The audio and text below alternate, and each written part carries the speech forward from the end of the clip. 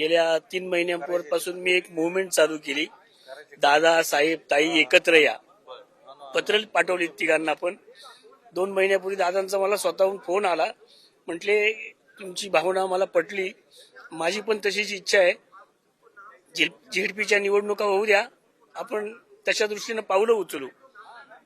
दुर्दैवानं झेडपीच्या प्रचाराच्याच याच्यामध्ये हा घात झाला. काळानं आमचा मोठा घाला घातला आमच्यावरती.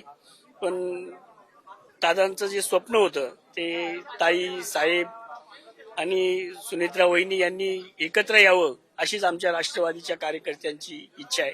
संघटनेतर्फे त्यांना एक भावपूर्ण श्रद्धांजली वाहण्याकरता मी आता इथे आलेलो आहे. 500 लोक असो, 1000 लोक असो, शेवटचा माणूस दादांचा बंगला सोडेपर्यंत दादा तिथं बसणार, प्रत्येक अर्जावरती नजर टाकणार. आणि असं नाही अर्ज जमा करा, मी उद्या बघतो परवा बघतो. बाजूला उभे असलेल्या प्रत्येक अर्ज बघितल्यानंतर बाजू उभे असलेले OETPS ना ऑर्डर करणार, अशा अधिकाऱ्यांना फोन लावा, लगेच लावा. झालं का रे ते, होतंय का ते? हे सगळं असं नेता आम्ही या राज्यात होणं नाही आणि आम्ही बघितलंही.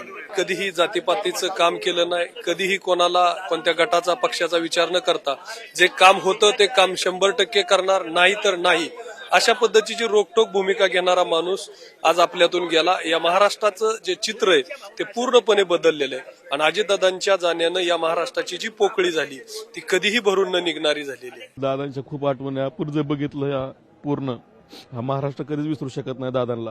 हा बारामतीचा विकास असेल, आजूबाजूचा इंदापूरचा विकास असेल, हा भरपूर विकास हा दादांच्या माध्यमातून झालेला आहे. आज जर आम्ही इंदापूरमध्ये बघितलं तर आता मध्यंतरीच दादांनी क्रीडा संकुलला निधी टाकला होता. आमचा कुगाव ते पूल होतोय उजनी धरणीवरती आणि कितीतरी काम आहेत दादांनी केलेली. दादासारखा नेता हा ह्याच्या अगोदर बरेच नेते झाले, परंतु दादासारखा म्हणजे प्रत्यक्ष म्हणजे निर्णय घेणारा, कार्यक्षम आणि सजोप्रधान नेता हे तर पुढे होणार नाही असं वाटतंय. महाराष्ट्र हादरला. दादांसारखा नेता होणे नाही. सकाळी 6 वाजतापासून रात्री 10 वाजेपर्यंत सतत काम करणारा नेता आम्ही गमावला आहे.